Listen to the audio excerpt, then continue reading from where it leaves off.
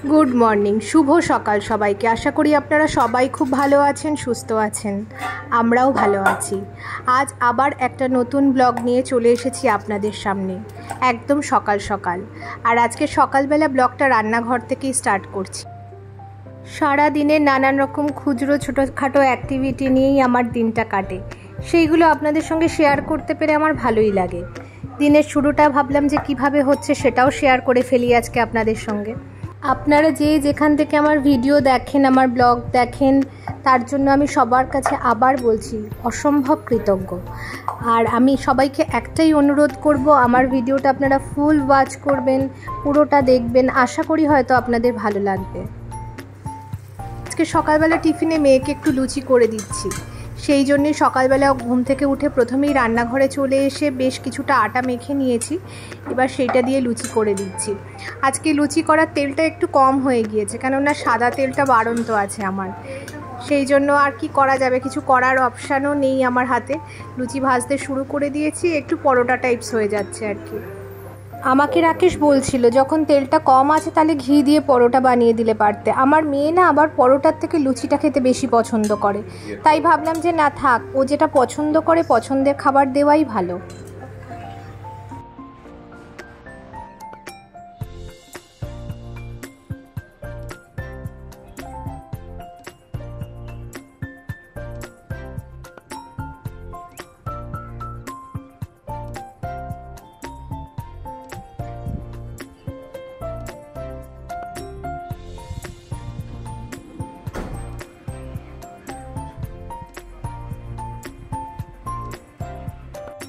সকালে তো লুচি ভাজলাম, চাও বসিয়ে দিয়েছি, এখনো গরম আছে চা, প্রায় ঢাকা দিয়ে রেখেছি, হয়ে এসছে।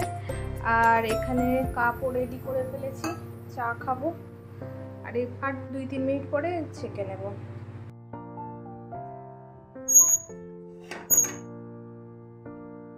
এলাচ দিয়ে চা করেছি আজকে।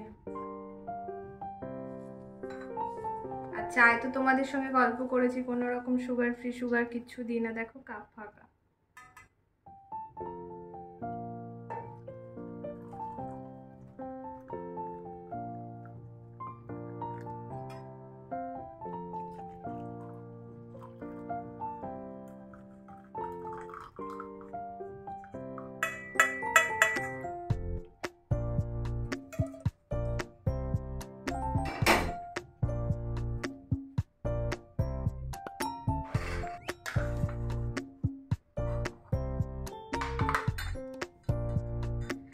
আজকে একটু সোয়াবিনের ডালনা করব ভাবছি। ফ্রিজে আছে একটু পনির করা, ওটাও গরম করে নেবো। আর একটু সোয়াবিনের ডালনা করব, তার জন্য সোয়াবিনটাকে আমি একটু সিদ্ধ বসিয়ে দিচ্ছি।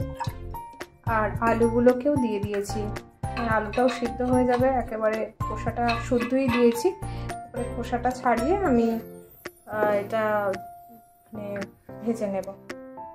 খোসা ছাড়িয়ে রান্না করবো আর কি। একটু নুনও দিয়ে দিচ্ছি।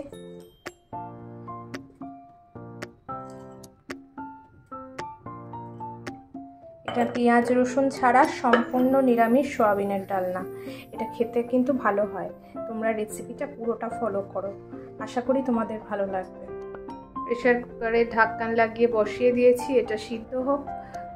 আর আজকে তো ভাত খাবে না রাকেশ, ওটস খাবে, ওটা বেশিক্ষণ টাইম লাগবে না।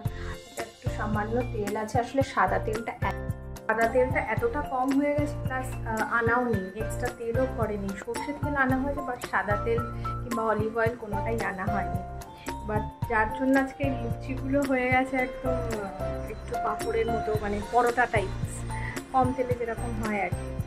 কিন্তু কিছু করার নেই, আজকে যা তেল ছিল তাতেই করে দিয়েছি। আর আমার মেয়ে পরোটার থেকেও লুচিটা বেশি পছন্দ করে, পুরি আর কি, লুচি পুরি, সেই জন্য আমি ওইভাবে ভেজে দিয়েছি। একটু নিমকি মতো খেতে হবে, খারাপ লাগে না, ভালোই লাগে, খাস্তা হয় জিনিসটা।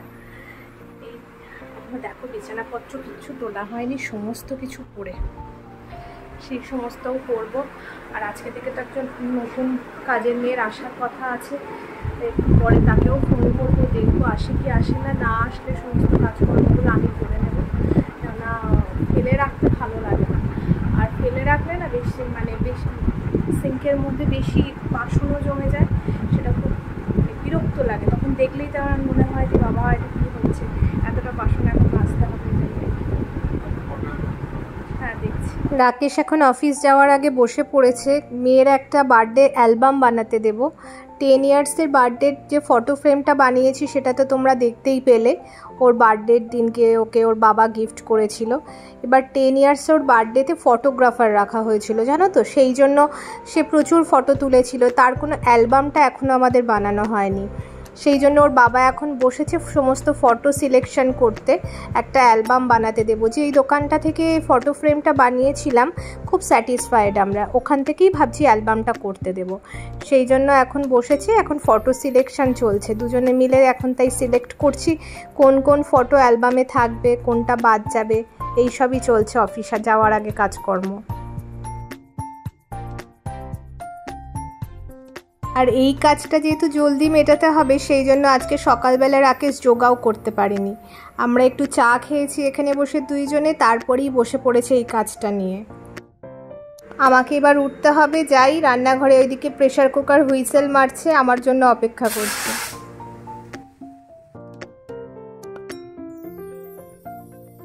মশলাটাকে এবার ভালোভাবে পেস্ট করে নেব। এখনকার দিনে বাজারে নর্মাল জিরে গুঁড়োগুলো না কীরকম যেন খিচে খিচে দেখতে লাগে, মানে সেই রকমভাবে মিহি হয় না পেস্ট, সেই জন্য একটু মিক্সিতে ঘুরিয়ে নেওয়াই বেটার। মশলাটার সাথে একটা টমেটো আমি একটু পেস্ট করে নেব। পেস্টটা রেডি হয়ে গেছে। এবার আমি রান্নাটা কড়াইতে বেশ কিছুটা পরিমাণ সর্ষের তেল দিয়ে দিয়েছি। এবার এর মধ্যে আলুটা আর সোয়াবিনটা আমি আগে ভেজে নেব। আলুর খোসাগুলোকেও ছাড়িয়ে নিয়েছি আর সোয়াবিনগুলোকেও ভালো করে সিদ্ধ করে নিয়েছি। এবার এটাকে ফ্রাই করে নেব।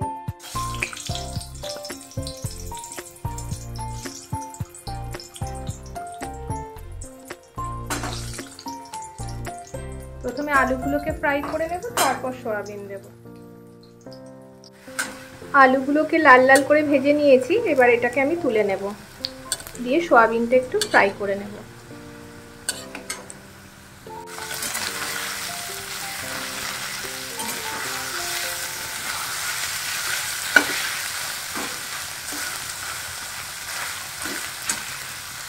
সোয়াবিন ভাজার পরে কড়াইতে যে তেলটা ছিল তার মধ্যেই আমি দুটো শুকনো লঙ্কা, তেজপাতা আর বেশ কিছুটা জিরে ফোড়নে দিয়ে দিলাম।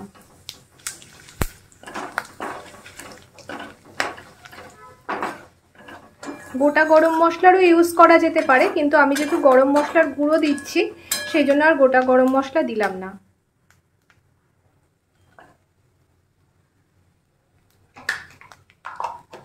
এবার আগে থেকে যে মশলার পেস্টটা তৈরি করে রেখেছিলাম, এই পেস্টটা এটাকে দিয়ে দেব।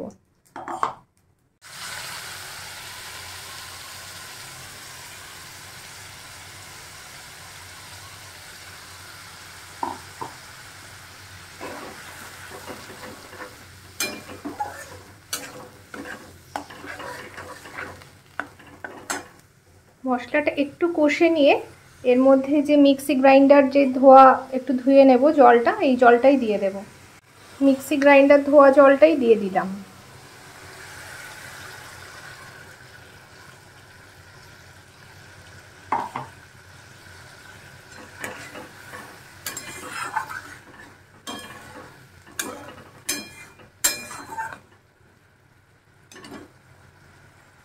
এইবার আমি পরিমাণ মতো নুনটাও অ্যাড করে দেব।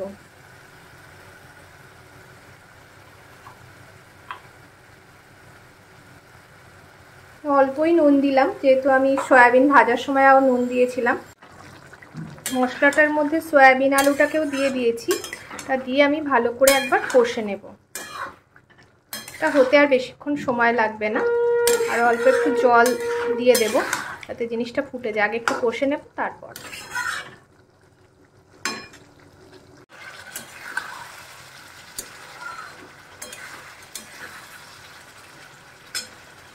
আগে তো মিক্সি গ্রাইন্ডার ধোয়া জলটা দিয়েছিলাম, এখন পরিমাণ মতো যতটা জল লাগবে ফোটার জন্য তরকারিটা ভালোভাবে, সেই জলটাও অ্যাড করে দিলাম।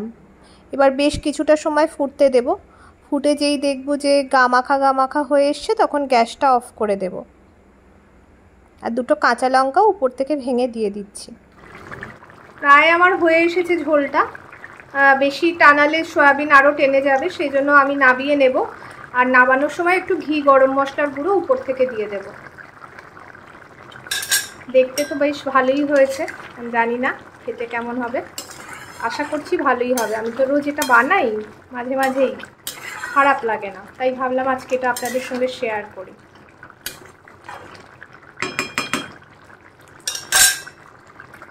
উপর থেকে ঘি গরম মশলার গুঁড়োও ছড়িয়ে দিয়েছি। এখন এটা রেডি টু সার্ভ। বন্ধুরা, ভিডিওটা আজকে এখানেই আমাকে বন্ধ করতে হচ্ছে, কেননা কিছু ব্যক্তিগত কাজ এসে গিয়েছে এখন আমার। সেই জন্য যদি ভালো লেগে থাকে এই ছোট্ট ভিডিওটা তোমাদের, তাহলে প্লিজ একটা লাইক করে দিও, একটু শেয়ারও করো, আর আমার চ্যানেলটাকে অবশ্যই তোমরা সাবস্ক্রাইব করে নিও। সবাই অনেকটা ভালো থেকো, সুস্থ থেকো। আবার দেখা হবে পরবর্তী একটা ভিডিও নিয়ে কাল। সবাইকে গুড বাই।